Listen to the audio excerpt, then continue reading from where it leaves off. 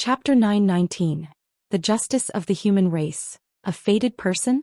Then they must be very formidable, right? And Zizai looked at the two names on the paper and sighed, thinking for the ancestor to personally write their names, they must be extraordinary. Wei Luan. And Zizai remembered these two names. He didn't know when these two would come to Central Heaven. After spending a long time with Guan, he also understood what to ask and what not to ask. Matters concerning the future should not be inquired about, while past events could be freely discussed. After finding solace with the ancestor, and Zizai bid farewell with a courtesy, preparing to inform the other disciples to focus on their cultivation. Although Guan had closed the lifespan dojo, his Dao intent enveloped this land, allowing him to perfectly avoid cause and effect deductions. Unless the immortal gods came here personally, even then he could erase the memories of the immortal gods. He currently still preferred this secluded life. Compared to constant fighting, life held many interesting things.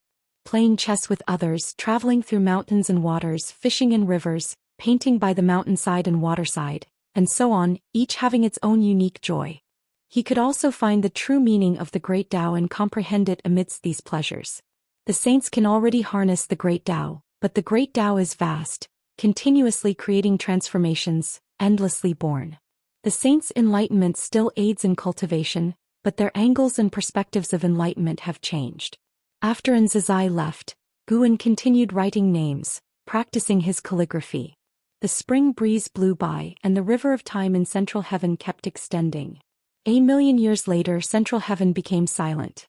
Above the sea of clouds, Li Xuanmiao, wearing the white robe of an immortal monarch, stood shoulder to shoulder with several other immortal monarchs. They were gazing at the mortal world, discussing. This supreme demon god has already gained momentum and cannot be stopped. Naturally, as he was once the son of heaven who held power in the celestial court. I wonder what His Majesty is thinking. Could it really be that he lets him run amok? At this rate, the perfect creation by Hall Master Taihao will be destroyed. Indeed, Central Heaven possesses more creation than other realms, being able to become a significant force of the celestial court. It is said that His Majesty ceded power to Heavenly Emperor Taishang because Heavenly Emperor Taishang is stronger. One immortal monarch had barely finished speaking when he was glared at by the others, quickly silencing him. 3 feet overhead dwells the divine and even immortal gods' fear, because in their hearts the celestial emperor is heaven, and heaven is everywhere, naturally able to see them. Although Li Xuanmiao did not participate in the discussion, he deeply despised the supreme demon god. Back then, Heavenly Emperor Taishang brought calamity to the 3,000 great worlds, slaughtering countless living beings. Large regions fell because of him, causing Li Xuanmiao to be filled with anger and hostility towards him. Now, seeing Heavenly Emperor Taishang descend again, bringing harm to new worlds, his animosity reached its peak, wishing to personally descend and exterminate him. Even though this supreme demon god possessed power comparable to some immortal monarchs, Li Xuanmiao would absolutely charge at the front if ordered. The immortal monarchs, having mentioned the celestial emperor, fell into silence. When they first arrived, their anticipation dissipated, for with the mischief of the supreme demon god, their subsequent immortal positions would not be peaceful. After a while, an immortal monarch spoke. "Let's go, it's time to find a place to establish a dojo." The other immortal monarchs nodded, and Li Xuanmiao also followed them, flying away from the direction of the supreme demon god. Before descending to the lower realm, there was already a celestial order informing them not to confront the supreme demon god. Initially, they were curious as to which demon god could command Songtian not to let them touch him. They never thought this demon god was the reincarnated son of heaven, making them realize their upcoming years would be walking on thin ice. When the immortal gods descended, no phenomena manifested, for even they did not dare give hope to all living beings. In these 1,000,000 years, all powerful beings who vocally opposed the supreme demon god vanished, all stripped of their cultivation by him. There were undoubtedly many great powers still existing in secret, but no one dared resist him openly. The human race took the opportunity to proliferate greatly. People spread across the world, showing signs of becoming masters of heaven and earth. News of the supreme demon god grew less, not because he paused, but because there were few opponents to make him fight with all his might. Now he could subdue opponents within 3 moves, so naturally no news would spread. But on this day the supreme demon god faced an opponent he found hard to harm. Under the blue sky, amidst flying sand and stones, on the cliffs above a gorge stood two figures. One was the supreme demon god, his head full of disheveled white hair, wearing a black and red long robe, with an aura of evil condensed into blood-like energy surrounding him. His eyes carried a dark red, faintly showing blood threads, looking overwhelmingly sinister. The other was Wuxia, who once visited the white-haired ancestor with Heavenly Emperor Tai Shang. Wuxia was already an innate golden immortal. Across the world his cultivation wasn't much, yet he still came to confront the supreme demon god. Looking at the supreme demon god, Wuxia found it difficult to associate him with that supreme Daoist friend. His eyes were complex, myriad words dissipated in his heart. At this moment he felt no need to say anything as the other's aura already spoke volumes. The supreme demon god indeed had many words to say, and he spoke, "You also belong to the human race, why stop me? Though all living beings see me as a demon, I am the justice the human race pursues. I have never harmed people and even helped many, leading the human race to prosperity." Wuxia said calmly, "That was the human race of Central Heaven. Your deeds have not been kind to me. I cultivate in Central Heaven, benefiting from its creation, and have the responsibility to maintain the order of heaven and earth." The supreme demon god smiled and said, "My cultivation has reached the Miaozhen Daoyuo immortal realm. Do you know the gap between us? After your breakthrough is the heaven-balancing golden immortal. Above that is the Taiqing golden immortal, and above Taiqing golden immortal is the heaven-opening Daoyuo immortal. Above the heaven-opening Daoyuo immortal is my realm." Listening to his words, Wuji's gaze subtly changed, yet his face still showed a resolute color. The supreme demon god stared at Wuji coldly, saying, "With just a thought you would vanish to ashes. What gives you the courage to fight me? What are you thinking? Gambling on my mercy and nostalgia?" Boom! The cliffs on both sides instantly shattered and the entire world darkened. Wuji floated in midair, his entire body tense, instinctively feeling fear. His eyes widened and his forehead covered in cold sweat. He couldn't believe how powerful the supreme demon god was. Suddenly, the supreme demon god appeared before him, striking his face with a palm. Instantly his sight plunged into darkness. And then Wuji lost consciousness. What seemed like an eternity passed. Wuji abruptly opened his eyes. He instinctively sat up, finding himself amid ruins surrounded by debris. He reached for his body, discovering even his robe was unharmed. He looked toward the horizon, his expression turning complex. "You speak so ruthlessly, why spare my life?" Wuji murmured to himself, sighing involuntarily. The reason he dared to confront the supreme demon god naturally was that he had his backing.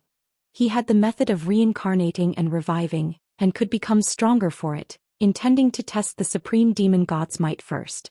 Yet the supreme demon god spared him, unsettling his heart once more. Whatever righteousness there was, Wuji cared more about his own feelings. If you find any errors, ads pop up, ads redirect, broken links, non-standard content, etc., please let us know, report so we can fix it as soon as possible. Chapter 920. An immortal encounter on a deserted island. Guan observed Martial Resolution's predicament with a slight shake of his head, thinking Martial Resolution was too arrogant. Martial Resolution's method of resurrection and rebirth was insignificant in the face of absolute realm disparity, not to mention the supreme demon god was once a primordial, profound, venerable immortal, able to see through his Daoist technique at a glance. The supreme demon god did not kill Martial Resolution, which made Guan somewhat relieved. Ever since being defeated, the Supreme underwent great changes, making amends with the 3,000 great worlds, and even sparing those he once befriended. Of course, this change wasn't enough for Guan to help alter his doomed fate. For those beings destroyed by the Heavenly Emperor Supreme who altered their fates, Guan would at most take care of Martial Resolution, but was too lazy to comment on Martial Resolution's thoughts. What mattered to him was his relationship with Martial Resolution, not Martial Resolution's views on other matters, as long as he didn't commit too many evils. Moreover, Martial Resolution's power was insufficient to affect the Supreme Demon God. The downfall of the Supreme Demon God would also impact Martial Resolution, giving him a deeper understanding of the heavenly Tao. Guan walked down the mountain, intending to visit the city built by the Wuxia disciples. Nowadays, outsiders wander this continent daily, and the Wuxia disciples have found a way. They have truthfully arranged tasks for themselves, each with time to rest and cultivate. Of course, they're not swapping duties every day or two but every 10 or 20 years, which makes many returnees feel the passage of time. So far, no outsider has managed to stay. They fail to see through the Wuxia disciples' disguise but sense a feeling of detachment that makes it difficult for them to remain. Some beings are intrigued by this phenomenon, but later mysteriously feel compelled to leave. At first, the Wuxia disciples did not notice anything, but as more beings came and went, they gradually realized it was the ancestors' handiwork. To silently change others' thoughts, what kind of cultivation level, what kind of divine skills would that require? They couldn't comprehend it, but that didn't stop their longing. As people came and went, the Wuxia disciples gradually became less tense, able to calmly handle all arrivals. 2 million disciples, none yet discovered. Of course, the primary reason is still that the outsiders have too elevated a cultivation level. Even if the Wuxia disciples revealed their true cultivation level, they remain overlooked. The real test lies ahead. The blood sacrifice clan achieves the immortal position of a few, while the human race succeeds, but countless generations become mortal spirit, with any prosperity leading to decline. Is this your heavenly Tao? Guan walked through the forest, gazing at the magnificent mountains and rivers beyond, speaking softly to himself. His words revealed the fate of the Central Heaven human clan. When the human race can truly unify Central Heaven, it marks the moment of their decline, as the immortal gods allow no race to unify Central Heaven, a rule differing from the 3,000 great worlds. The 3,000 great worlds are unified by the human race with the highest wisdom roots, but the human cultivators, due to excessive intelligence and ambition, overshadowing mortal spirits' faith in the immortal gods, incur their displeasure. Guan traveled down the mountain, passing through the Daoist field of the beginningless, feeling as if entering the mortal world where people toil, transport the escort vehicle, herd cattle, making it hard to believe this is Central Heaven. After leaving the Daoist field, Guan arrived at a deserted island, located far from the Daoist field. Even a free immortal needs many years to cross the sea. He personally built a pavilion on the island, moving slowly without using mana, spending several days. The pavilion is halfway up the mountain. Outside the courtyard is a cliff with views of the expansive ocean. Once the pavilion was completed, Guan descended to the beach, seeing a large sea turtle crawling on the sand, attempting to come ashore, the waves washing over it, its shell a deep gray, seemingly inscribed with patterns, appearing as profound as an array map. This sea turtle is a lowly being of Central Heaven, comparable in strength to a free immortal, yet lacking the divine skills of a free immortal, unable to undergo transformation. Since the human race's rise, the lowest talent of Central Heaven's beings has continually declined, while the highest talent has continually risen. In the future, many beings who fail to achieve free immortal will spread across the earth, even mortal spirit appearing, making the disparity in status and rank even more pronounced. Guan stopped the sea turtle, which looked at him with vacant eyes, then slowly moved aside, wanting to avoid him. Before Guan, this sea turtle was like a small mountain, yet it dared not collide with him. If Guan hadn't seen through its flesh, he might think it was aged. But in reality, relative to its long lifespan, it was still in its youth, and its future self could grow to be 100,000 zhang tall, supporting continents, classified as an ancient fierce beast. Guan's lips curled up and appeared out of nowhere on the turtle's shell. Instantly, the turtle sank, its limbs struggling but unable to advance further, growing anxious, its claws stirring up a whirl of sand but to no avail. Finally it stopped as if falling asleep. Guan sat on the turtle's shell. Days passed with the sun setting and moon rising. Pressed by Guan, it struggled occasionally before succumbing to slumber, repeating the cycle. Several months later, a black fissure appeared on the beach behind Guan and a silhouette fell out, crashing onto the sand in a pitiful state. This was a bloodied man, his breath weak, lying on the ground with a slight gasp, consciousness lingering. Guan appeared oblivious to his presence, not turning, still meditating. Yet the turtle below sensed the commotion, turning to look, its neck surprisingly dragon-like, extending beyond the shell, seeing the situation behind. When it spotted the grievously injured man, it hesitated for a moment. Then it suddenly noticed someone seated on its shell, its eyes widening, and in a blink, it retreated into its shell with limbs withdrawn. This action was starkly different from its usual sluggishness, amusing Guan. He opened his eyes, stood up, turning to approach. Leaping from the turtle's shell, he reached the injured man's side. He halted before the injured man, not crouching but gently stroking his chin, observing the injured man closely. Luan raised his head with difficulty, his face mangled with only clear eyes, lifting to look at Guan, eyes pleading. "Help! Help!" Luan spoke painfully, unable to utter the word me. Guan looked down on him, asking, "If I save you, you must serve as a slave for 10 million years. Do you accept?" 10 million years. Luan's gaze froze, startled by the duration. "If you find any errors, ads pop up, ads redirect, broken links, non-standard content, etc., please let us know. Report so we can fix it as soon as possible." Chapter 921. Obsession with Revenge. 10 million years? How long would that be? Luan has already lived for over 1 million years, but 10 million years is still an unreachable time for him. He can feel his vitality slipping away, death approaching him, so powerless that he cannot even rise. This fear prevents him from weighing his options for too long. "I am willing," Luan said with difficulty, his whole body trembling, using what little strength he had left. Guan's lips curled into a smile as he looked down at him, waving his sleeve. Immediately, Luan felt sleepiness surging like a tide, his eyelids drooping.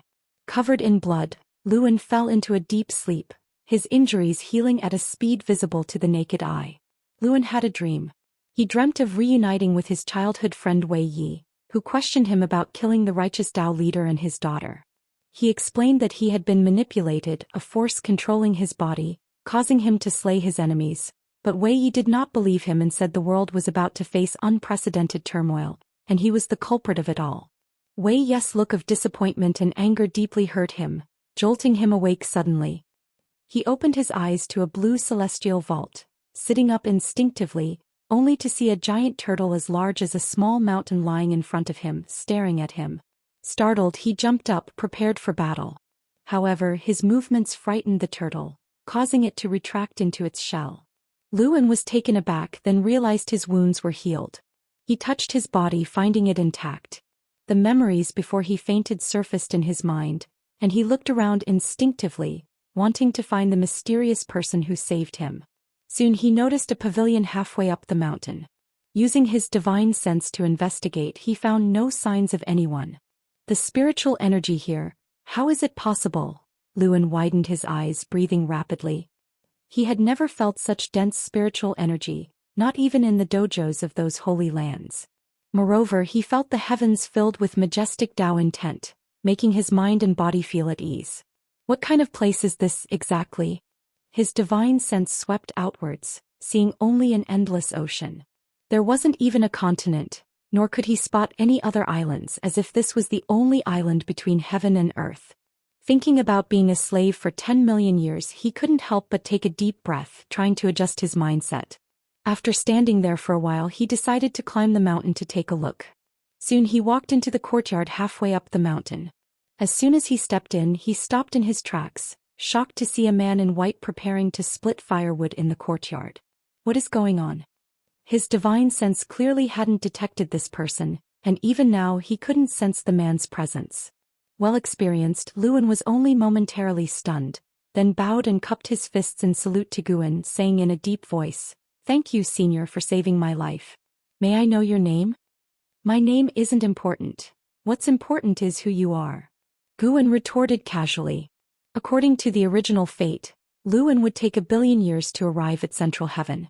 He appeared early because he met a fatal calamity. Guan rescued him, bringing him to Central Heaven. The great infinite demon ancestor continuously sent mortals to the heavenly Dao as variables, attracting the attention of the eternal Dao extreme. They were unaware of the demon ancestor's existence, but by chance discovered Luan was a heavenly Dao variable, so they intended to possess Luan. In that battle, Luan was completely outmatched, and Guan didn't kill those beings, only rescuing Luan. Luan thought it was the divine skills tearing through time and space, inadvertently bringing him here. "I am named Luan from the Nanjiang continent," Luan replied promptly. Seeing that Guan had no intention to introduce himself, he boldly asked, "Senior, I agreed to be your slave for 10 million years. May I avenge first? I'm afraid my enemy might reach their end by that time." He spoke sincerely as he truly thought this way. Though 10 million years sounded arduous, following such a transcendent being even as a slave would surely yield benefits. Alone in that world, what hatred drives you so urgently? Guan picked up the axe, splitting wood as he answered nonchalantly. Luan gritted his teeth. That person killed someone important to me. I must avenge them. With your current cultivation level, you can't exact revenge. Guan's tone remained indifferent, yet carried an undeniable authority. Luan fell silent. He began weighing the pros and cons, contemplating whether to forcibly escape, but doing so would violate his principles. Moreover, he might not even be able to escape. Build yourself a place to live on the island. Guan said leisurely, hearing which Luan showed an expression of unwillingness. Even though unwilling, he didn't choose to act against Guan. He stepped forward and asked beside Guan, "Senior, may I help you first?" Guan did not refuse, handing him the axe and instructed him to chop the wood piled up in the courtyard before turning to leave. At the courtyard gate, he stopped and seemed to remember something, turning back to Luan with a smile. "I almost forgot, live as a mortal on the island from now on." As he finished speaking, he waved his sleeve towards Luan, who couldn't avoid it. He only felt a gentle breeze on his face. The next second, his expression changed drastically as his mana dissipated. Not only that, but even his cultivation level vanished. He could no longer view his internal state, nor did he have divine sense, and even his chi power became feeble. Before he could speak, Guan left the courtyard. Luan opened his mouth but ultimately chose to continue splitting wood. Walking on the mountain path, Guan showed a look of appreciation. Though Luan had entered the demon Dao, his character was far steadier than Wei Yi's. Wei Yi remained naive and idealistic due to his experiences, whereas every choice Luan made was well considered. Thinking back to when the two first arrived at the Heavenly Dao, Luan was much more lively compared to Wei Yi. As time passed, it seemed their personalities had swapped. Guan started to look forward to what waves Luan would stir upon returning to the 3,000 great worlds in 10 million years. He didn't calculate to leave himself some suspense. And so day by day passed. Luan, having lost his cultivation level, couldn't escape even if he wanted. He hoped his demeanor would prompt Guan to release him sooner, but as time went by, even his greatest patience was wearing thin. 10 years later. On a stormy night, Luan stood before the pavilion of the courtyard, gritting his teeth. "Senior, I beseech you once more, release me to go back. After I take my revenge, I swear I will return." Boom! The sound of thunder erupted, overpowering even the noise of the rain. Guan's voice drifted from inside the house. "With your current capability, how do you plan to take revenge? Do you know what kind of place this is or how you'd return after going back? If you find any errors, ads pop up, ads redirect, broken links, non-standard content, etc., please let us know. Report so we can fix it as soon as possible." Chapter 922. The Legend of Central Heaven. Upon hearing Guan's words, Luan did not hesitate. He firmly said, "Even without my cultivation level, I will find a way to take revenge. I have a backup plan somewhere." "You want to rely on that magical treasure?" Guan's voice floated out and Luan's pupils suddenly shrank, his body involuntarily trembling. He was truly shocked. How did this senior know he was hiding a supreme treasure? Was he bluffing? "No matter what you rely on after saying so for thousands of years, then you must stay for thousands of years." Guan's words rang out again, causing Luan to furrow his brows, his expression turning grim. Luan raised his hand, wanting to open the door and enter, but his hands dared not lay on the door. Even if his cultivation level was still there, he wouldn't be a match for this senior. If he offended the other party, the other might directly kill him. If he died, what was the point of revenge? After struggling for a while, Luan ultimately lowered his head and left. The torrential rain soaked him and his figure quickly disappeared into the night. After that night, Luan never mentioned revenge again. Every day he would find Guan waiting for him to assign tasks. Guan never let him idle, making him chop wood continuously. Luan did not refuse and chopped wood every day. He noticed that despite all the wood he chopped, there weren't many new buildings on the island. He understood that this was a test from the senior. The senior saved him not to merely toy with him. Unable to return for revenge was indeed regretful, but at least he was alive. He did not resent Guan for it, maintaining reverence and gratitude in his heart. The longer he stayed on the island, the fewer stray thoughts Luan had. He gradually found meaning in staying, choosing to start over even though his cultivation level was lost. Thus, 1,000 years swiftly passed. Luan continued chopping wood. His cultivation level recovered somewhat but was far from its peak. Guan most of the time stayed within the pavilion, and Luan dared not disturb him recklessly. Until one day a cultivator flew in, landing on the island. Luan, who was meditating while facing the sea, stood up to look at him. "Are you a human race member? Why are you alone on this isolated island?" The cultivator frowned and asked. He appeared to be in his 30s, wearing a cyan robe and looked stern. As soon as he frowned, Luan felt the overwhelming pressure. Alone, Luan couldn't discern the other's cultivation level. His intuition told him that the person before him was stronger than anyone he had met, excluding the senior on the island. Such a formidable presence couldn't sense the senior's existence. How high must the senior's cultivation level be? "I crossed space, was severely injured and lost my cultivation level resting on this island," Luan answered, not revealing the presence of Guan. The cyan-robed Daoist immediately understood and said, "So you are an ascender. No wonder you are so weak.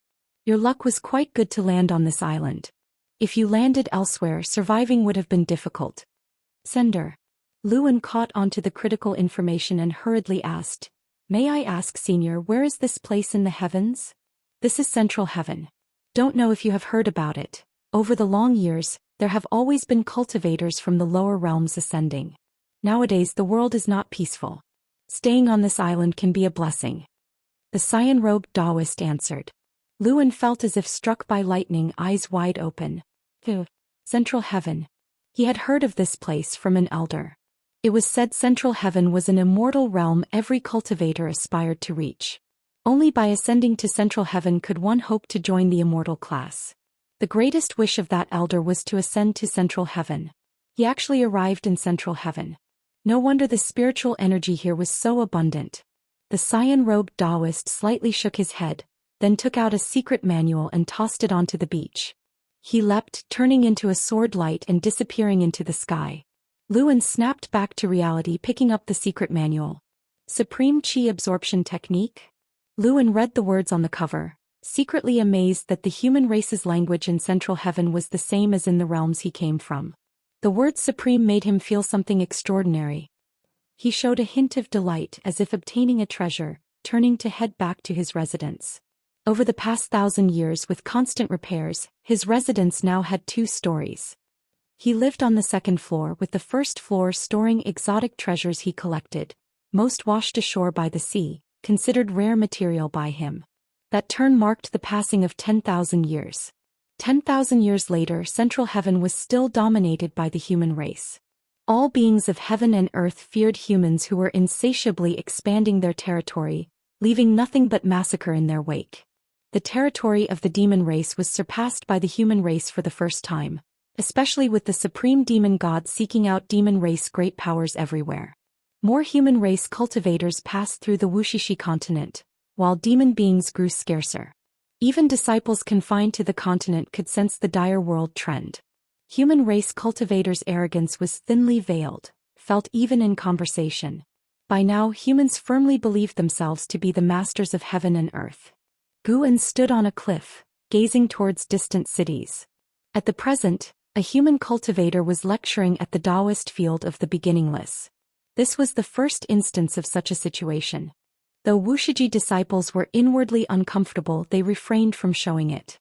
An innate golden immortal dares to lecture. Those disciples truly have patience. Xianxia came beside Guan, remarked in amazement. Now, all 2nd-generation disciples had achieved innate golden immortal status, and exceptional disciples from each generation had as well.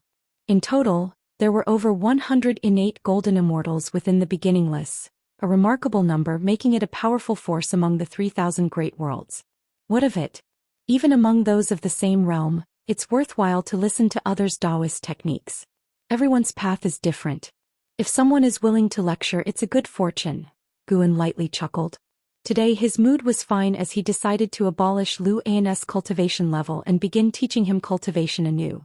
In comparison to millions of years, the years Luan wasted were insignificant. You earlier said that humanity would decline at its zenith. Can it be considered at its peak now? Xinjun turned to observe Guan's profile, curiously asking. Guan lifted his head to gaze at the celestial vault, replying, "It can be considered so. Soon an astonishing battle will erupt, marking a turning point for Central Heaven." Hearing this, Xinjun showed an expression of anticipation, wondering if the immortal gods would intervene. At dusk in the courtyard, "Senior you," Luan trembled all over, painfully looking at Guan. Even his resolute spirit was filled with resentment at this moment, as Guan had again, with a sweep of his sleeve, dissipated his cultivation level. The supreme chi absorption technique was far more powerful than his previous cultivation technique. The progress of millennia made him very happy, but today all was for naught.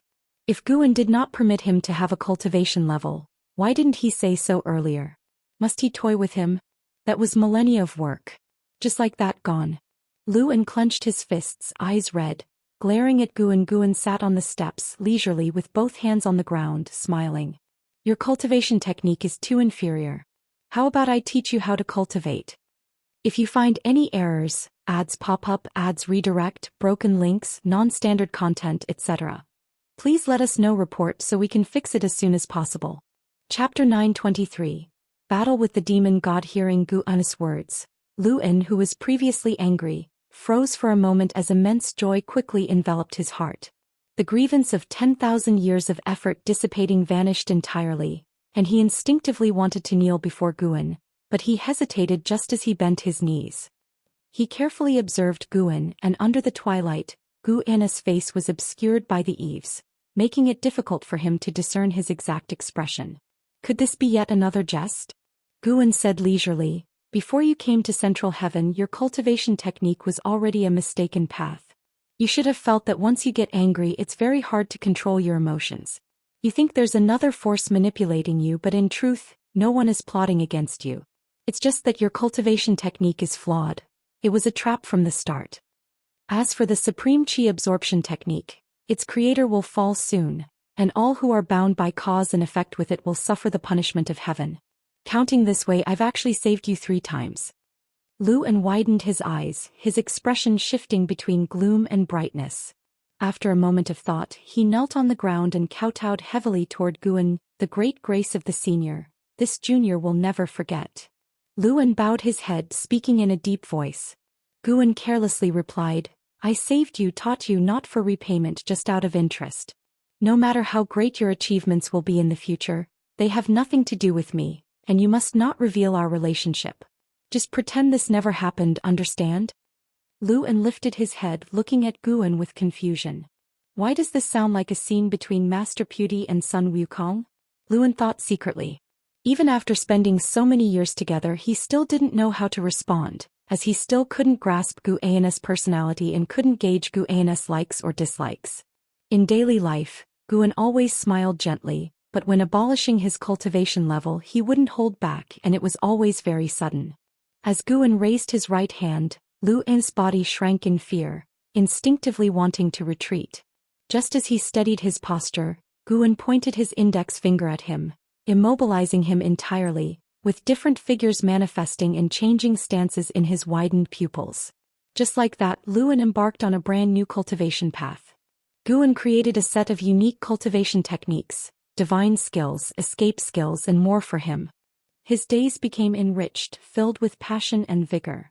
Luan cultivated on the beach, accompanied by the sun and moon. Immersed in it, time flew by quickly.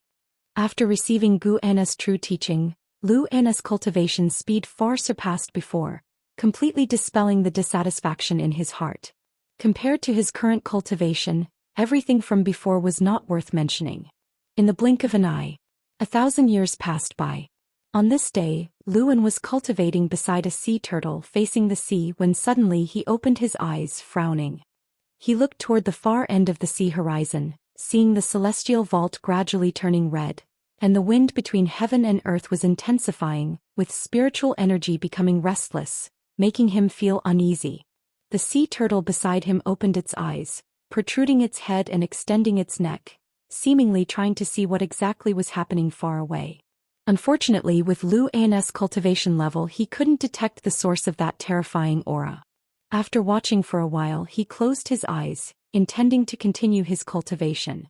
But the aura from afar grew increasingly overwhelming, preventing him from calming his heart, with fear and uneasiness in his heart intensifying.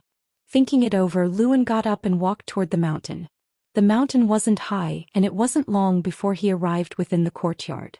He did not see Guan, nor could he sense Gu Anna's presence, but he wasn't surprised. His inability to sense was due to his own insufficient cultivation level. He respectfully bowed toward the pavilion, saying, "Senior, where does this pressure come from? What is about to happen?" Several breaths later, Gu Anna's voice emerged from within the pavilion. "The immortal gods are besieging the supreme demon god." Supreme demon god? Supreme? Luan seemed to think of something, his expression changing slightly, cautiously asking, "Could it be that the supreme chi absorption technique I previously cultivated originated from the supreme demon god?" The words demon god did not sound like good news. He also remembered Guan saying that all those bound by cause and effect with the creator of the supreme chi absorption technique would suffer the punishment of heaven. This compelled him to sympathize with the cultivator who passed on the technique to him. Even though they only chatted briefly, meeting at a whim, that person shared the cultivation technique with him. Such goodwill was rarely encountered. Even though he sympathized, he had no means to offer help. He certainly couldn't ask Guan to save that person. Such an act was too absurd. He was not like his old friend Wei Yi. When he thought of Wei Yi, the gloom in Lu's heart lifted entirely. When he returned to the human world, he would show Wei Yi how formidable he had become. To this day, his relationship with Wei Yi remained good. However, with the eternal conflict between righteousness and demons, they could only maintain contact covertly. Following Gu An's cultivation, the demonic qi within him had dissipated. Now, anyone who saw him would find it hard to determine he was a demon cultivator, making him very much look forward to Wei Yi's expression upon seeing him. Luan still wished to inquire more but thought it over, ultimately deciding to bow and take his leave. When it comes to matters involving the immortal gods, he felt it was wise to ask less to avoid inviting trouble. After he left, Guan took a step back into the Wuxia continent, where a play was about to unfold in the city. He found it very intriguing and wanted to witness it with his own eyes. Because many disciples emulated Guan by writing books, the stories circulating the continent were highly abundant. Therefore, some disciples had a spur-of-the-moment idea to enact these wonderful stories, experiencing the emotions of the characters in the process, and the viewers found it enjoyable. As a result, it became a cultural tradition, unique at least within Central Heaven, with only Wuxia having such a culture. The battle between the immortal gods and the supreme demon god was earth-shattering, with the battle's overwhelming pressure constantly spreading, eventually covering the entire Central Heaven. Above the clouds, Li Xuanmiao and a group of immortal gods gazed down at the great battle unfolding below, the land engulfed in rolling dust, with lightning intersecting everywhere and gales howling as if there were a great dragon whirling around. Upon closer inspection, one could vaguely see more than 10 interwoven figures. At the edge of the battlefield stood towering figures, with the celestial Tao golden light forming a grand formation, isolating this battlefield. Though the ground was sinking, it did not extend to the mountains beyond the formation. "That Prince Taihao is so powerful. I remember he's the youngest son of heaven, right?" "Yes, indeed, the most junior son of heaven, but for him to earn the name Taihao reflects the emperor's high regard for him. Not only is Prince Taihao formidable, but those immortal gods are also very strong. Judging by their coordination and divine skills, they seem to come from the same immortal sect. Looks like the supreme demon god will end here." The immortal gods in the clouds discussed, while Li Xuanmiao fixated on the rolling dust below, his pupils reflecting the posture of the supreme demon god wielding the demon soldiers. For some reason, Li Xuanmiao felt a sense of unease, as if something dreadful was about to occur. At this moment, a purple light emerged from deep within the dust below, and immediately the entire world darkened. The surprised immortal gods instinctively looked up, soon fixing their eyes on the celestial vault above. Strange eyes filled the firmament, varying in size, yet each identical, with violet pupils, cold and enigmatic. If you find any errors, ads pop up, ads redirect, broken links, non-standard content, etc., please let us know. Report so we can fix it as soon as possible. Chapter 924. The beginning of the myth on the beach. Luan, who had just sat down not long ago, suddenly felt something and opened his eyes abruptly. He looked up to see purple eyes all over the sky, causing him to shiver with fear. "What is this?" Luan widened his eyes, muttering to himself, his voice full of terror. When he saw the immortal emperor's eye in the sky, the mana within him froze all at once, even his soul tightened, an indescribable feeling that made him feel insignificant. Is this the power of Central Heaven? Unbelievable. Facing such power, he felt only awe in his heart. Whether it was the power of the immortal gods or that of the supreme demon god, he did not know. As he was pondering, a burst of golden light blazed across the celestial vault, causing him to squint. Immediately afterwards, he saw the purple eyes all over the sky disappear, and the vast golden light descended like heavenly might. He saw an incomparably huge golden vertical eye, far larger than the previous purple eyes, so large that the entire celestial vault couldn't contain it. Luan was deeply shocked, as if seeing a face in the outer universe spying on the middle heaven world, with the whole of Central Heaven no bigger than one eye of that existence. Just thinking about it made him shiver from head to foot. The golden vertical eye gazed upon the human world, and at this moment, all the Wuxia disciples on Wuxia continent were looking up at this vertical eye. Guan, who was watching a play within the city, saw the disciples on stage being drawn away by the heavenly might, stopping their performance. He shook his head slightly and rose to leave. His departure caught the attention of some disciples, who thought Guan was going to investigate the situation. After leaving the theater, Guan returned to the mountain of no end. Xinjin was also watching the golden vertical eye on the celestial vault.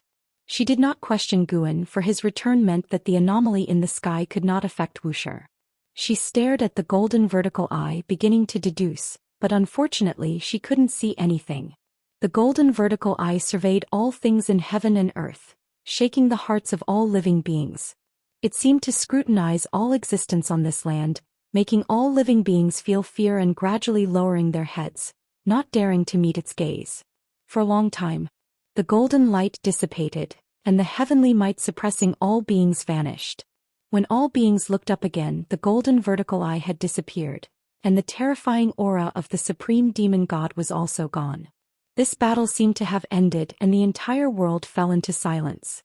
100 years later, on a lonely island, Guan sat on a turtle shell, guiding Luan to cultivate a set of fist techniques. He repeated the punches, throwing them one by one, seemingly without any special attributes, yet he did not feel bored. While practicing, Luan turned to look at Guan and curiously asked, "Elder, was the supreme demon god killed by the immortal gods?"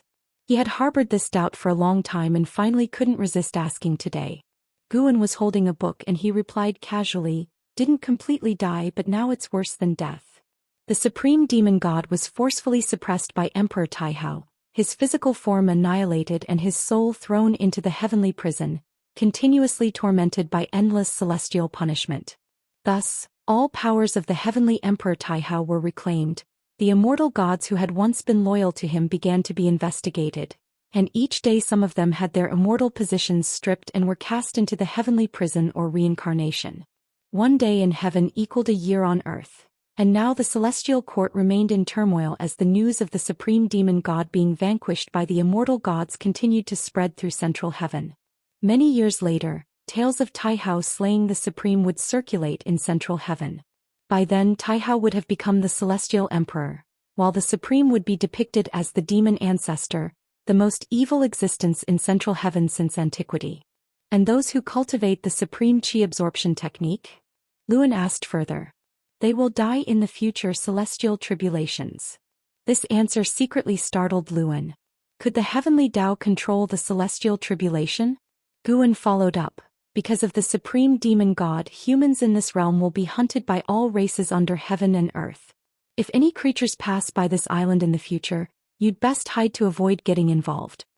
Luan asked in surprise, "Elder, what about you? Aren't you part of the human race?" Guan did not answer, which made Luan's heart skip a beat. He suddenly realized that he didn't know anything about the elder, not even the elder's name, let alone his true form. Habitually he presumed all sorts of dangerous situations. The more he thought, the more frightened he became. However, remembering that without Gu Anna's help, he would have already been dead, he immediately let go of his burdens and focused on practicing his punches. This set of fist techniques seemed ordinary, but its sorcery was profound. With each circulation of the week of energy, his physique became stronger, filling him with anticipation for mastering this fist technique. The sea turtle beneath Guan poked its head out, stretching its neck and turning to look. Upon seeing Guan, it retreated back in fright. Luan secretly marveled at this scene. This turtle had powerful chi blood, which even made Luan feel alarmed. Yet it was so timid that it wouldn't fight. Whenever it saw a living thing, it would retract into its shell. It truly was a curiosity. Previously he thought this turtle was raised by the elder. Now it seemed the turtle like him was trapped in this place. The sun shone brightly as the world and its forces changed like the shifting clouds. Hundreds of years later, the news of the supreme demon god being annihilated spread completely, and the world entered even greater chaos as the demon race began slaughtering humans on a large scale. Although humans had high comprehension, their years of cultivation were far less than that of the world's great powers, and without the supreme demon god, they were unable to withstand the wrath of all living beings. In less than 1,000 years, humans were nearly exterminated.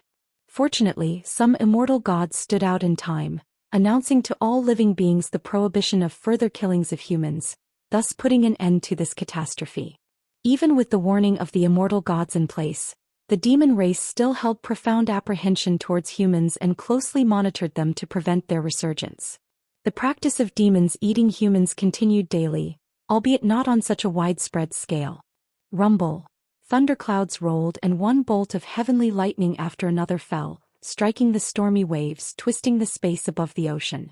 A dark purple spatial rift appeared, growing rapidly, suspended between the sky and sea. Two figures stepped out from within, Zhang Buku and Suyu. The two moved forward in the air with thousands of lightning bolts falling on them, unable to pose any threat. Suyu walked in the air, looking around and raising an eyebrow. Such a heavy, murderous aura. It seems Central Heaven just went through a calamity. Zhang Buku showed no expression. He wore a large robe with hair reaching the robe's hem, looking more inscrutable than Suyu. It's the same old war between humans and demons. It seems Central Heaven is no different from the Great Thousand World. Zhang Buku spoke coldly. He once belonged to a half-human, half-demon race and held great disdain for the hatred between the demon race and the human race. He couldn't understand why two races capable of immortal cultivation had to keep slaughtering each other. Later he ceased contemplating it. To him, humans and demons were the same. If they dared block his path, he wouldn't hold back. Where do we go next? Suyu turned to look at him, asking with a cheerful smile.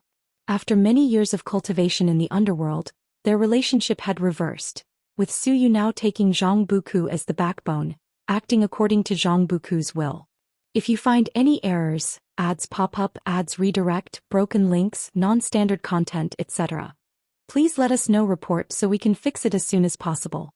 Chapter 925. Inch Island. First, let's meet the great power of the demon race in this realm and see what they are capable of. Zhang Buku stared ahead, answering expressionlessly.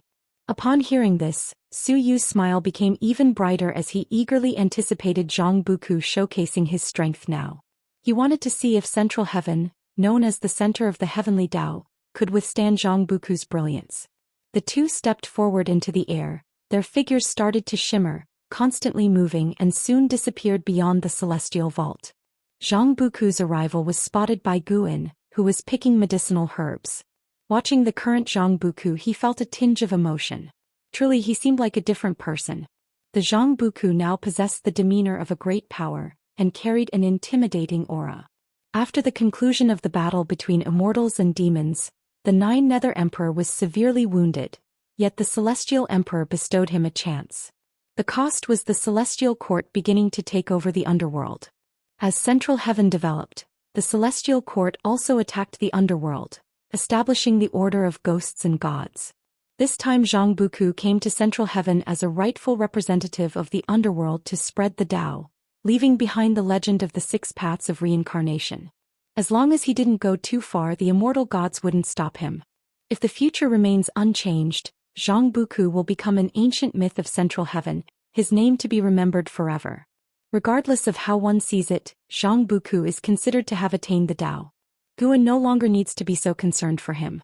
It's worth mentioning that Zhang Buku has already found his father Zhang Chuanqiu in reincarnation. Unfortunately, Zhang Chuanqiu has gone through countless cycles of reincarnation and no longer remembers him. Now he's trying to find a way for Zhang Buku to recall the memories of that lifetime. Senior brother Zhang, who would have thought we'd have the chance to meet again? Guan spoke to himself, a smile on his face as images from long ago surfaced in his eyes. The ghost mother of ephemera, curious, asked, Senior brother Zhang? Master, do you have other senior brothers? All along she only heard Guan acknowledge Li Ya as his senior brother. Now hearing of another senior brother Zhang, naturally piqued her curiosity. Yes, I have 3 senior brothers. Back then, along with senior brother Li Ya, the 4 of us were menial disciples in the profound valley of the outer Taishan sect. Guan began to recount the past. The story was plain, yet to the ghost mother of ephemera, it felt very heartwarming.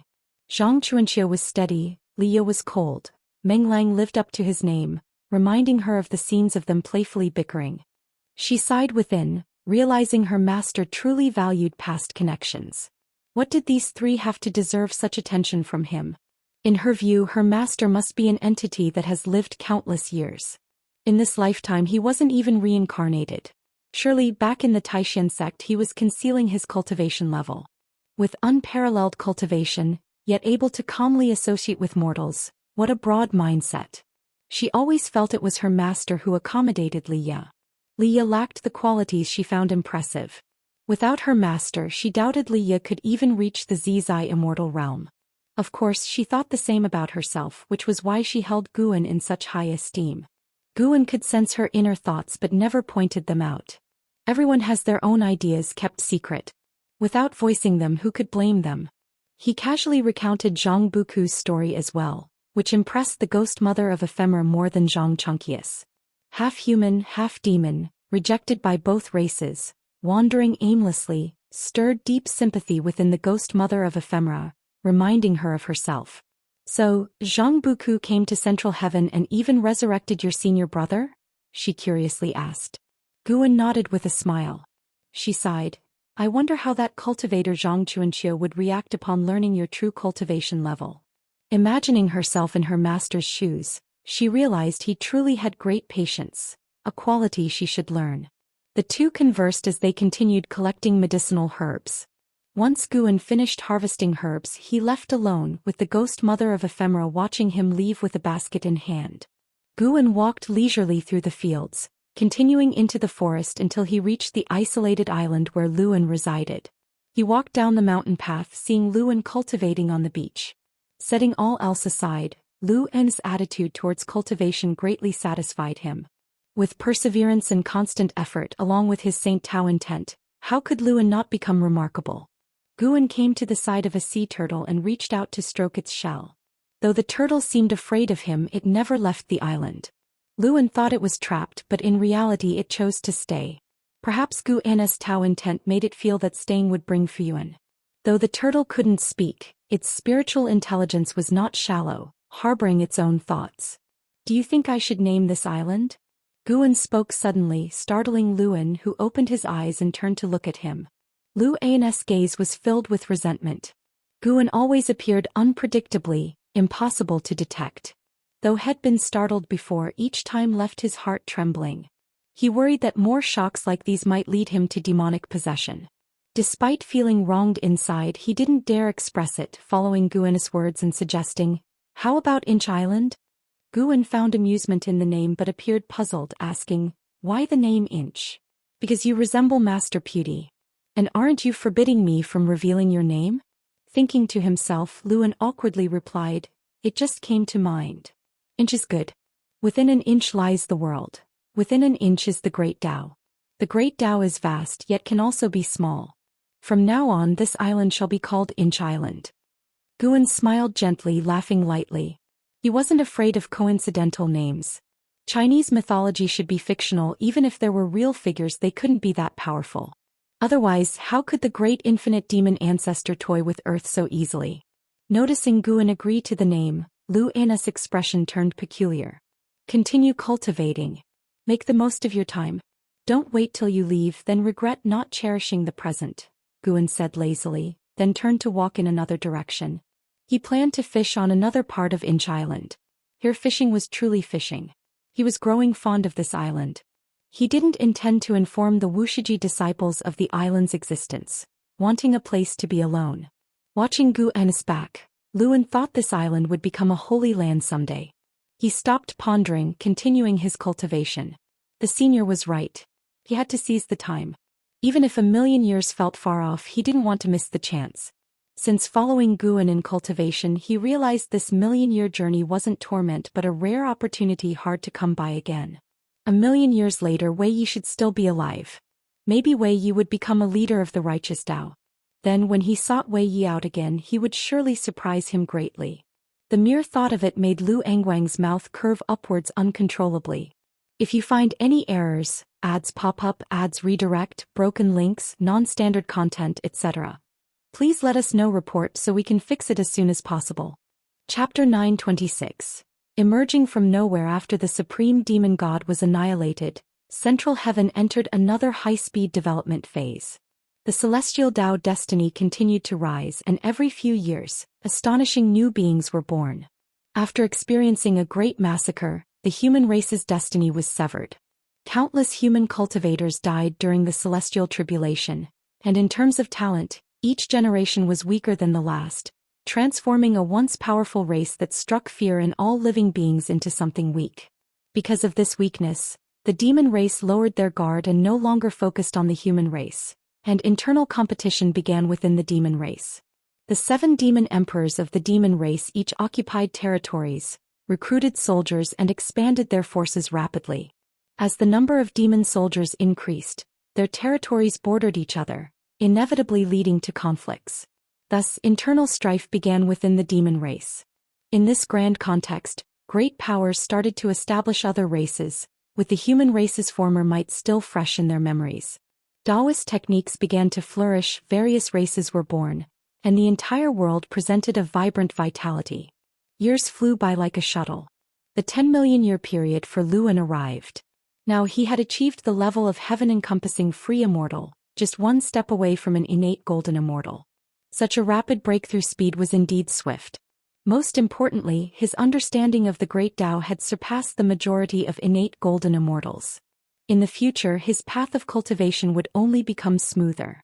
On this day at noon, Luan was summoned to the courtyard by Guan. Luan did not see Guan in the courtyard. He looked at the tightly closed door, his face darkened, having already prepared mentally. He took a deep breath, stood before the door of the pavilion and paid his respects respectfully. The 10 million year period is up. You should go back now. Gather your things. Gu An's voice floated out from inside the pavilion, the tone calm. Luan immediately knelt down and kowtowed heavily 3 times towards the pavilion.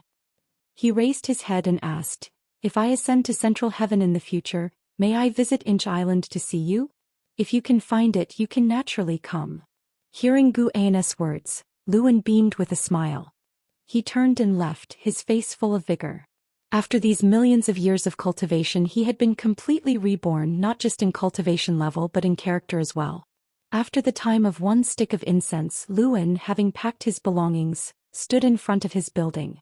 Looking at the building that had accompanied him for millions of years, his eyes were full of reluctance. After you go back, don't be so extreme, don't trust others too easily, and definitely don't stray off the right path. A voice came from behind him. He saw a blue-robed youth with a turtle shell on his back approaching. The youth had a handsome face, fair skin like a scholar, exuding an elegant aura. He was the timid sea turtle who took human form millions of years ago and became extremely close to Luan had shared all his experiences with him. Luan turned to the blue-robed youth and laughed, "Xuanwu, you better wait for me. The next time we meet we must settle who's superior." The blue-robed youth called Xuanwu chuckled softly, "I can't possibly lose to you since I've always been cultivating with the master." The two exchanged a glance and both laughed with high spirits, their sharpness evident. Suddenly, a black crack appeared behind Luan, and a strong suction pulled him directly inside, causing him to look panicked. Xuanwu saw this scene and couldn't help shaking his head with an amused smile. The master still loved to scare Luan like this. "Xuanwu, prepare to go fishing with me. Gu Anna's voice floated down from the mountain, and Xuanhua's expression instantly changed from relaxed and carefree to one full of flattering smiles. All right, master, I'm coming right away. Xuanwu immediately rushed away quickly. The golden light shimmered in the forest of Inch Island as the sunlight poured down. The ocean stretched endlessly, and Inch Island, like a leaf floating on the sea's surface, seemed so inconspicuous, always at risk of being swallowed by the ocean. After Luan left, Gu Anna's life became more peaceful. He no longer taught others in cultivation but began to gain enlightenment himself. In the ensuing years, Wuxia disciples were discovered by outsiders for hiding something, and Zhou, adhering to the rules set by Guan, expelled those disciples who were discovered. Some disciples wanted to leave Wuxia on their own. Having heard too much news from the outside world, they also wanted to venture out for themselves. Every disciple who left Wuxia was personally sent off by Zhou, with the warning to never reveal the cause and effect of Wuxia. Otherwise, no matter where they were, even separated by all heavens, he would clean up the sect. As the Wuxia disciples ventured into the red dust of Central Heaven, the fate of Central Heaven began to show some changes. Such changes were insignificant to the lofty immortal gods. 100 million years became less lengthy for Central Heaven. After 100 million years, the native creatures of Central Heaven achieved the strongest cultivation level of Miaozhen Daoyuo Immortal Realm, and Daoist lineages began to rise. After tens of millions of years of evolution, the Wuxia continent remained bustling, but now with fewer Wuxia disciples. Here, mortal generations began to inherit the land while Wuxia disciples were integrated within, always hidden. Mountain of No End was shrouded with immortal mist, inaccessible to mortals, and those who forced their way in would find themselves diverted, unable to enter the Daoist field of the beginningless. Now Central Heaven was fully developed, with new ascenders arriving almost daily and great powers going to Outer Heaven. The universe outside Central Heaven could directly connect to chaos, sparking legends of chaos to begin circulating in the human world. On this day, Guan was sitting in the courtyard playing with a stone which was one of the original stones of Central Heaven with a long history. Investigation into it could reveal the heavenly Tao behind Central Heaven. The heavenly Tao was created by the Celestial Emperor, but to Guan even the Celestial Emperor couldn't see through the entire cause and effect of the heavenly Tao. Perhaps it was because the heavenly Tao originated from Hongmeng. A figure walked into the courtyard bringing a fragrance. The visitor was none other than Fairy Zhou Xian. Fairy Zhou Xian remained elegant, as beautiful as a celestial immortal with an ethereal aura. She approached Guan and turned to look at Xianxia, her eyebrows slightly furrowed. Feeling her gaze, Xianxia opened his eyes and seeing her expression, knew what she meant to express. Hence, Xianxia nodded to Fairy Zhou Xian and then got up to leave, giving the two a space for solitude. Fairy Zhou Xian was the mother of sin, her existence extended across ages. Sometimes she would guide the second-generation disciples, for whom Xianxia had much respect.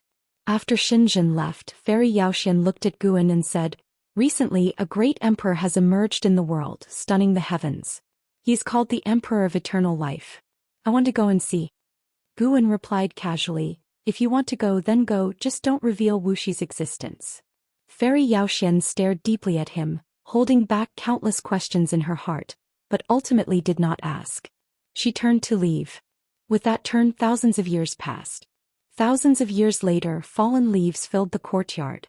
Fairy Zhou Xian returned while Guan still sat there admiring the stone. Xianxia saw Fairy Zhou Xian return and immediately got up to leave. Fairy Zhou Xian came before Guan and said, "That Emperor of Eternal Life looks exactly like him, even his temperament, but I can be sure he is not him. If you find any errors, ads pop up, ads redirect, broken links, non-standard content, etc., please let us know report so we can fix it as soon as possible." Chapter 927. Slaughtering all Wuxia. Hearing Fairy Zhou Xian's words, Guan looked up at her and asked with a smile, "Then what do you think it means to be him?" He was not surprised at Fairy Zhou Xian's confusion, for when he inherited the memories of the second life of the Emperor of Eternal Life, he saw Fairy Zhou Xian had come to find him. In the memories, Fairy Zhou Xian traveled a long distance to listen to him lecturing with other cultivators, and after the lecture she sought him out. She did not express any feelings but rather asked some questions and then left calmly. Now the person known across Central Heaven as the Emperor of Eternal Life is indeed Guan, merely the Guan in the lifespan reincarnation.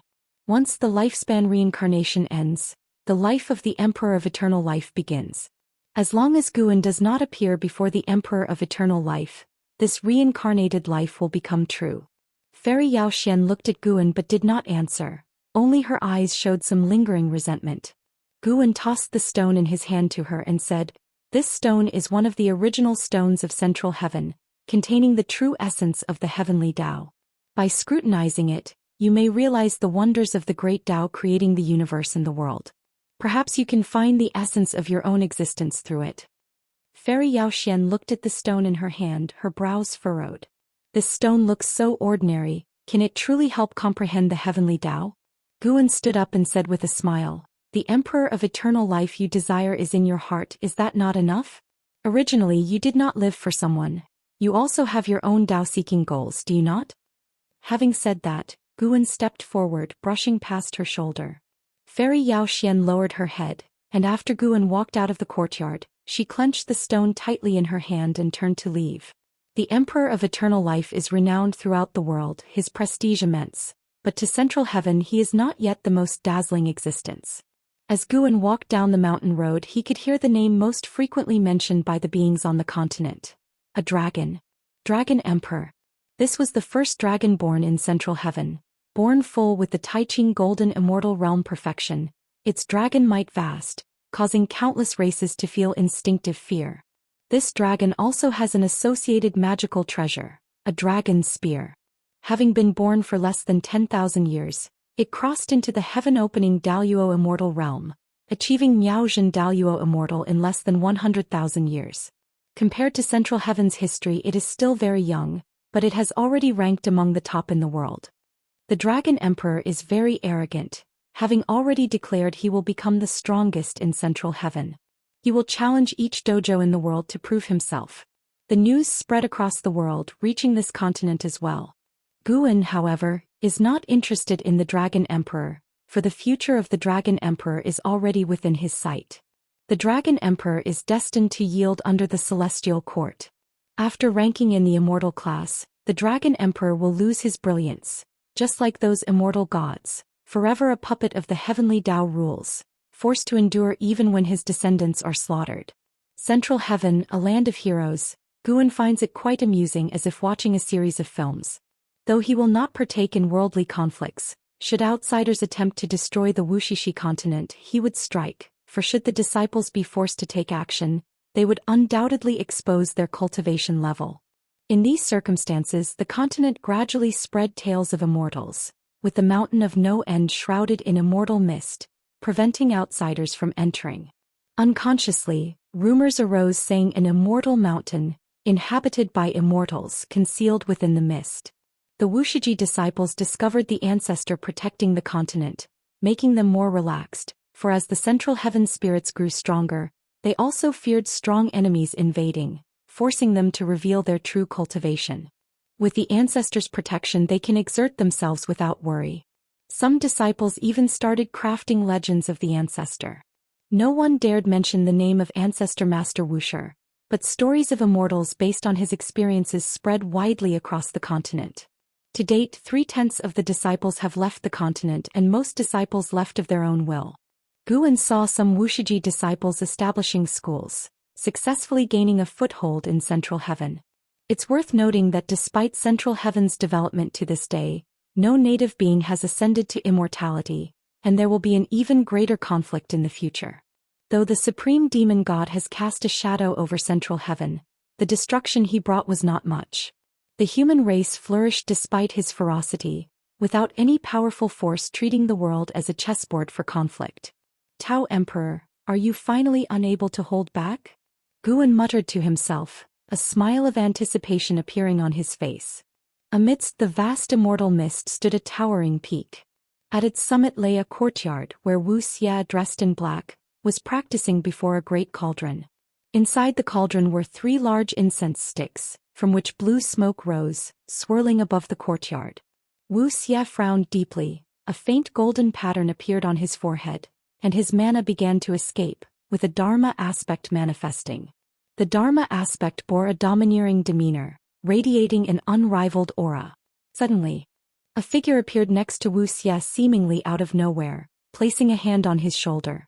Wuxia opened his eyes sharply, the Dharma aspect on his body dissipating instantly. He turned to see Zhou standing beside him and his brows relaxed. Zhou frowned at him and said, "Demonic possession? Your aura just now almost disturbed the continent." Nowadays the continent is no longer occupied solely by the Wuxia disciples. Although the Mountain of No End has become an immortal name, should there be truly overwhelming aura spreading out, it would certainly invite trouble.